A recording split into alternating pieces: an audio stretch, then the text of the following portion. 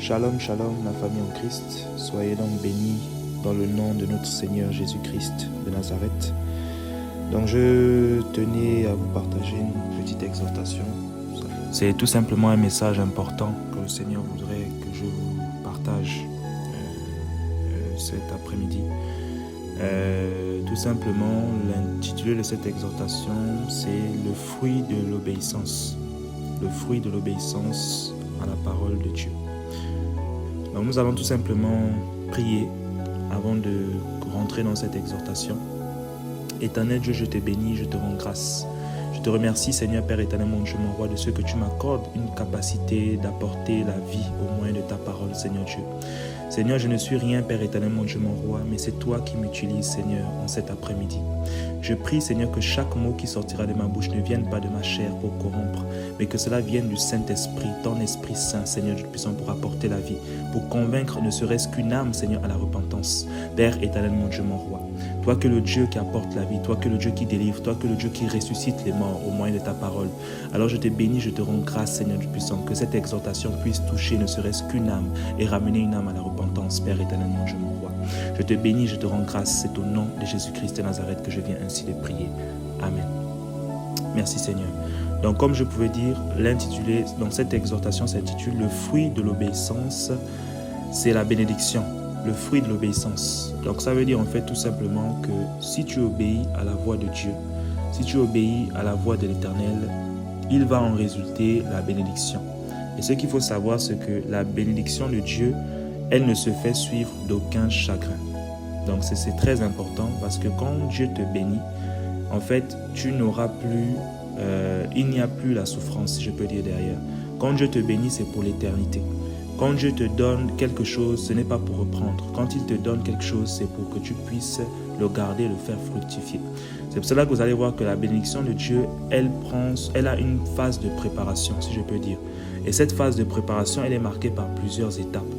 Et les étapes en question là, c'est l'obéissance. Dieu demande en fait d'obéir à sa volonté. En fait, il te fait passer par un chemin qui est certes difficile, mais un chemin pour lequel il est sûr que si tu passes par là, tu seras béni pour l'éternité.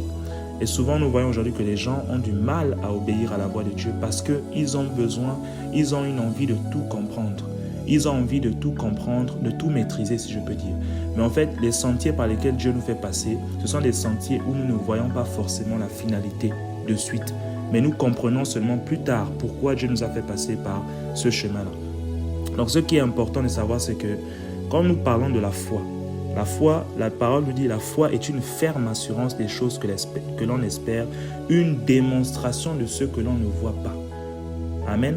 Donc en fait, ça veut dire, quand on dit qu'on a la foi, nous ne sommes pas censés croire à ce que nous voyons forcément. En fait, tu dois croire avant d'avoir vu. Tu dois croire à quoi? À la parole de Dieu. Parce que la parole nous dit, la foi vient de ce que l'on entend. Et ce que l'on entend vient de la parole de Dieu. Donc en fait, ce qui produit la foi, c'est la parole de Dieu. Est-ce que tu crois? Est-ce que ton cœur est prêt à croire à la vérité, à croire à la parole de Dieu? C'est ça en fait que le Seigneur met à l'épreuve chacun. Et beaucoup de chrétiens malheureusement s'arrêtent au stade de la révélation. Parce que Dieu se révèle à tout le monde. Mais la question c'est, est-ce que tu suis la vision que Dieu t'a montrée? Est-ce que tu obéis à la voix de Dieu? Est-ce que tu écoutes sa parole et tu la mets en pratique? Amen. Donc en fait, beaucoup ont des révélations. Beaucoup même feront des miracles. En fait, le verset que nous allons lire, c'est Matthieu 7, verset 21. Matthieu 7, verset 21. Je lis la parole du Seigneur. Le Seigneur nous dit, « Ceux qui me disent, Seigneur, Seigneur, n'entreront pas tous dans le royaume des cieux, mais celui-là seul qui fait la volonté de mon Père qui est dans les cieux. » Amen. Donc, ceux qui me disent « Seigneur, Seigneur » n'entreront pas tous dans le royaume des cieux, mais celui-là seul qui fait la volonté de mon Père qui est dans les cieux. Donc, vous voyez ici que la parole est claire. Il ne s'agit pas d'appeler Seigneur, Seigneur, de crier, de prier en fait. Dieu ne cherche pas des gens qui prient. Dieu cherche des gens qui lui obéissent. C'est ça. Et on dit même que n'entreront pas tous dans le royaume des cieux, mais celui-là seul qui fait la volonté de mon Père qui est dans les cieux. Donc en fait, tu deviens enfant de Dieu par l'acceptation de la parole de Dieu. Quand tu acceptes la parole de Dieu dans ton cœur, à ce moment-là, tu deviens enfant de Dieu par le pouvoir de la parole de Dieu qui pénètre en toi. Donc, c'est pour dire que tous ceux qui résistent à l'appel de Dieu, à la voix de Dieu, ne sont pas enfants de Dieu. Ils ne sont que des créatures, ils ne sont que des chrétiens, si je peux dire. Des simples croyants, mais qui ne mettent pas en pratique. Et Dieu, il ne peut pas te bénir dans ce sens-là. C'est pour ça que je dis que le fruit de l'obéissance, c'est la bénédiction. En fait, plus tu obéis à Dieu, c'est dans ce sens-là que Dieu te bénit. Cette bénédiction, elle a à la fois un caractère spirituel, parce que Dieu te développe, il t'augmente la foi, parce qu'on dit la foi vient de ce qu'on entend. Ce qu'on entend vient de la parole de Dieu. Quand on dit la foi vient de ce que l'on entend, il faut comprendre le mot de ce que l'on comprend. La foi vient de ce que l'on comprend. Est-ce que tu as compris ce que Dieu te dit de faire? Est-ce que tu comprends la parole de Dieu? Et si oui, tu comprends, est-ce que tu mets en pratique? C'est comme ça que nous disons, nous mangeons la parole. Est-ce que la parole de Dieu est une nourriture pour ton esprit? Est-ce que tu obéis? Est-ce que tu crois? Est-ce que tu mets en pratique ce que tu dis avoir cru? Amen. En fait, les simples exemples sont les exemples de serviteurs dans la Bible. Abraham, nous voyons tous l'histoire d'Abraham. L'histoire d'Abraham est une histoire difficile. Quand nous remarquons bien, le Seigneur a d'abord, en premier lieu, s'est révélé à Abraham. Il s'est révélé à Abraham en lui disant « Quitte la maison de ton père, je suis ton Dieu, quitte la maison de ton père et va dans une terre que je vais te montrer. » Cette terre-là s'appelle la terre promise, Canaan. Donc la première étape, le Seigneur s'est révélé à Abraham en lui donnant un commandement. Il n'y avait pas de parole, comme nous voyons aujourd'hui, physique, la Bible que nous avons. Parce que nous devons savoir que la parole a été révélée à l'homme. Et l'homme l'a tout simplement transcrit, comme nous voyons aujourd'hui. La parole de Dieu, elle est spirituelle. Elle est spirituelle. Donc, nous voyons ici que le Seigneur se révèle à Abraham en lui disant « Quitte la maison de ton père et va dans une terre que je te montrerai. » Ça, c'est la première étape. Est-ce que Abraham a obéi? Oui, il a obéi. Peut-être il ne comprenait pas la vision au départ. Il ne savait pas pourquoi le Seigneur l'avait appelé à sortir de cet endroit. Mais c'est tout simple. Quand nous regardons bien, c'est simple. Parce qu'il y avait encore les faux dieux, les adorations, des dieux étrangers que le Seigneur ne pouvait pas... En fait, Dieu ne pouvait pas bénir Abraham au milieu des dieux étrangers. Il fallait qu'il l'isole, qu'il le mette à côté pour construire une histoire avec lui. Ça, c'est la première étape. Donc Dieu, pour te bénir, qu'est-ce qu'il va faire? Il va te séparer. Ça peut être à la fois sur le plan spirituel et physique. Parce qu'aujourd'hui, le Seigneur a dit, il n'est pas venu apporter la paix, mais il est venu apporter l'épée dans les familles. Ça veut dire en fait que quand le Seigneur se révèle à toi par son esprit, quand le Seigneur te fait naître de nouveau, c'est une séparation spirituelle avant tout qui est là. Donc tu passes des ténèbres à la lumière en un instant. Tu reçois l'esprit et la lumière de Dieu. Donc ce qui veut dire que tu n'as plus la même vision, la même pensée que ceux qui n'ont pas connu Dieu. Amen. Et en fait, c'est ça que le Seigneur en train de vouloir a fait avec Abraham. Donc il a demandé de sortir physiquement de cet endroit pour aller dans un autre endroit neutre dans lequel Dieu allait construire l'histoire avec lui et construire le projet à venir. Ensuite, Dieu s'est révélé à lui encore en lui disant que je te donnerai un fils, que tu donneras le nom d'Isaac.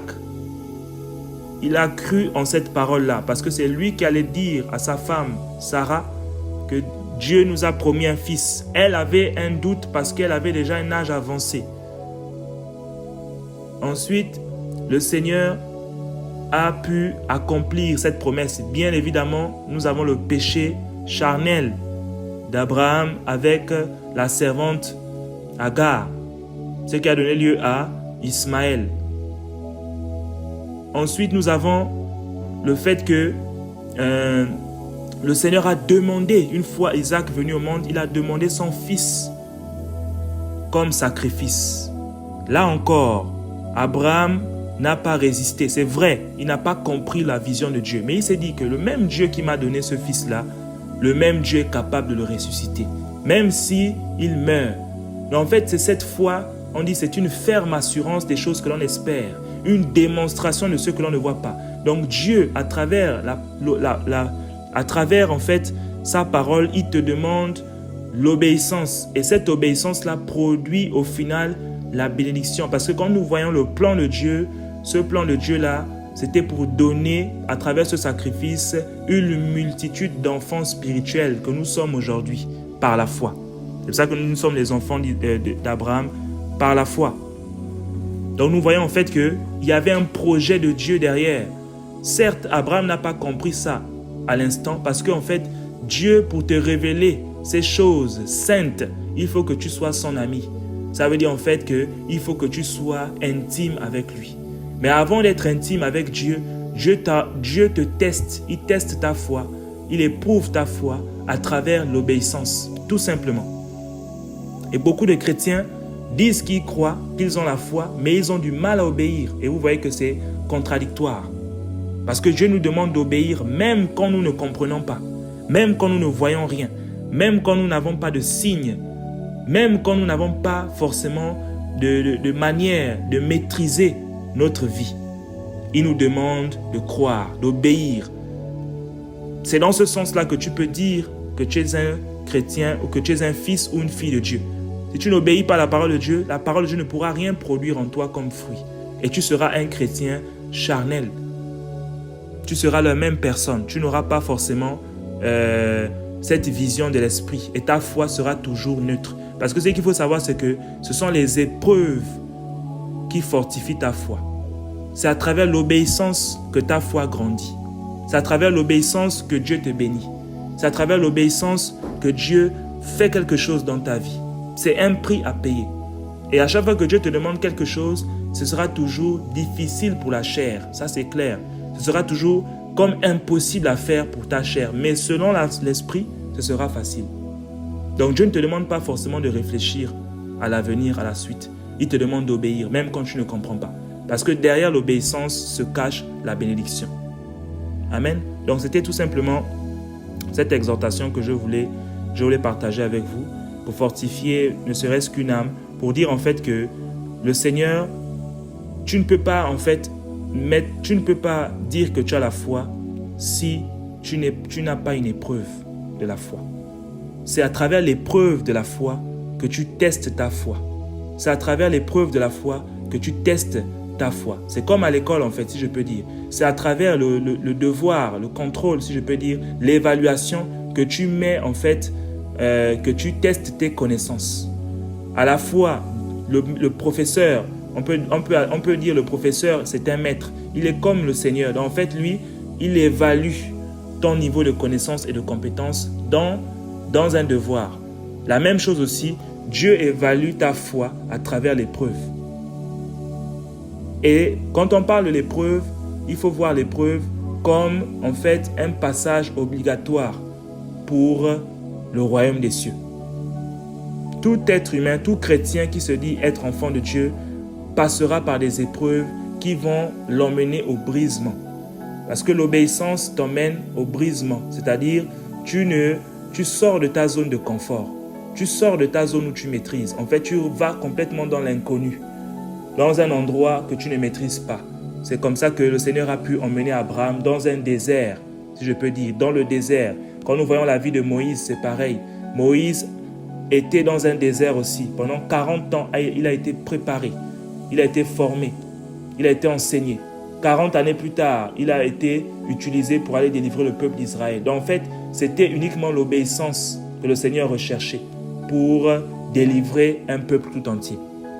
Donc vous voyez que ce n'est pas simple. Ne vous attendez pas forcément à des choses simples. Le Seigneur nous appelle pour le royaume des cieux. Et nous savons que le royaume des cieux, c'est un endroit où nous allons passer l'éternité avec notre Créateur. Donc, il y a un prix à payer.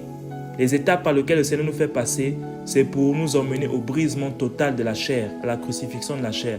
Et quand nous voyons le Seigneur sur la terre, il était comme ça. C'est pour ça qu'il nous a dit, il nous a donné la manière dont nous devons prier. Voici comment nous devons prier. Notre Père qui es aux cieux, que ton nom soit sanctifié, que ton règne vienne, que ta volonté soit faite sur la terre comme au ciel. Donc on dit ici que ta volonté soit faite sur la terre comme au ciel. Donc la volonté de Dieu avant tout. Et quand la volonté de Dieu se manifeste dans ta vie, il faut obéir à cette volonté. Ne résiste pas. Je pense que peut-être là où je parle là, tu es conscient de ce que Dieu t'a demandé de faire, mais tu résistes encore parce que tu réfléchis à pourquoi Dieu m'a demandé ça. Est-ce que si je fais ça, je vais forcément... Mais oui, quand tu obéis à la voix de Dieu, tu auras toujours quelque chose que tu perdras. Mais en retour, sur l'échange, tu gagneras plus. C'est pour ça que la parole dit que sert-il à un homme de gagner le monde s'il perd son âme? Que sert-il à un homme que sert-il à un homme de gagner le monde s'il perdait son âme? Amen. Donc en fait, quand tu choisis le monde, tu perds ton âme. Quand tu choisis Dieu, tu sauves ton âme et tu perds le monde. C'est simple. Il y a un échange spirituel qui se fait à travers l'obéissance. C'est pour ça que le Seigneur nous dit, l'obéissance vaut mieux que le sacrifice. Beaucoup de chrétiens, malheureusement, ne veulent pas ou ont du mal à obéir à Dieu, mais ils font des sacrifices à Dieu que Dieu ne peut plus approuver. Dieu ne peut pas approuver une offrande qui ne vient pas de ton cœur. Amen. Quand Dieu te demande d'obéir, regardez bien comment ça s'est passé avec Saoul. Saoul a désobéi ne serait-ce que à la parole de Dieu. Voici les conséquences. Il a perdu le sacerdoce royal et il a été abandonné dans une forme d'orgueil. Il s'est enorgueilli. Et au final, il a fini mal comme nous connaissons tous. Donc, ne soyons pas dans des compromis. Avec Dieu, il n'y a pas de compromis. Si tu es dans un dilemme, dans un choix difficile, choisis la vie. C'est ce que le Seigneur a demandé. Il a dit, je mets devant toi la vie et la mort. Choisis la vie et tu vivras. Les choix que Dieu va te demander ne seront jamais simples. Mais c'est à travers ces choix que tu feras que tu vas construire ton éternité. C'est à travers ces choix-là que tu vas construire ta maison spirituelle. C'est à travers ces choix-là que ta foi va augmenter. Donc, si le choix est difficile, forcément il le sera. Mais regardez ce qui s'est passé pour Abraham. Abraham pensait, peut-être qu'il se disait, voilà, mon fils que Dieu vient de me donner, je ne sais pourquoi il me le récupère maintenant. Tout ce que tu ne comprends pas, c'est Dieu, remets ça entre les mains de Dieu. Ne cherche pas à comprendre forcément. Regardez comment Abraham, le passage les étapes, les épreuves, Dieu l'a testé plusieurs fois avant que son nom soit changé et qu'il soit appelé ami de Dieu. Amen. Donc c'est pour dire qu'il y a tout un passage à faire pour être en intimité avec Dieu. C'est pas simple, la marche chrétienne, mais nous devons demander l'orientation divine, l'orientation de Dieu. Et si nous choisissons la vie, si nous choisissons la parole de Dieu, nous n'allons jamais regretter. C'est pour ça que la bénédiction de Dieu ne s'est fait suivre d'aucun chagrin. Amen. Donc je vais m'arrêter là, tout simplement. Et que le nom du Seigneur soit béni. Shalom, shalom à tout le monde.